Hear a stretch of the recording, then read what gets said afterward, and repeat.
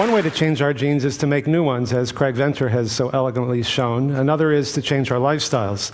And what we're learning is how powerful and dynamic these changes can be, that you don't have to wait very long to see the benefits.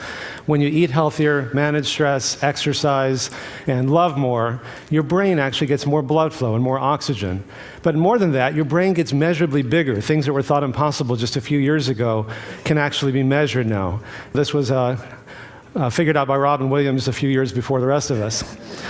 Now, there's some things that you can do to make your brain grow new brain cells. Some of my favorite things like chocolate and tea, blueberries, alcohol in moderation, stress management, and cannabinoids found in marijuana.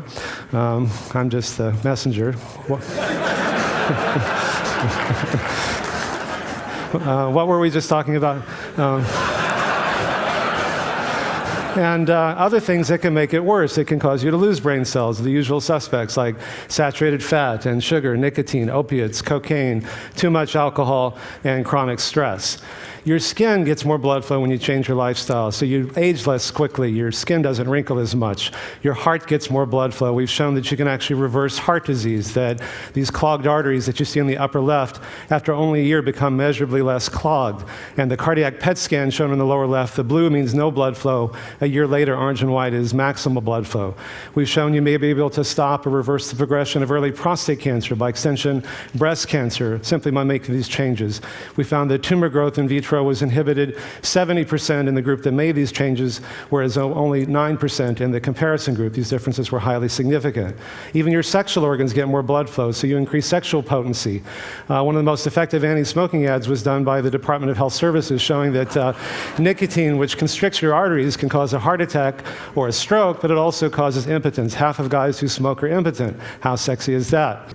And we're also about to publish a study, the first study showing you can change gene expression in men with prostate cancer.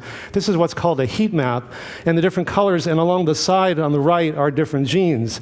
And we found that over 500 genes were favorably changed. In effect, turning on the good genes, the disease-preventing genes, turning off the disease-promoting genes. And so these findings, I think, are really very powerful. They're giving many people new hope and new choices. And companies like Navigenics and DNA Direct and 23andMe that are giving you your genetic profiles are getting some people a sense of, gosh, well, what can I do about it?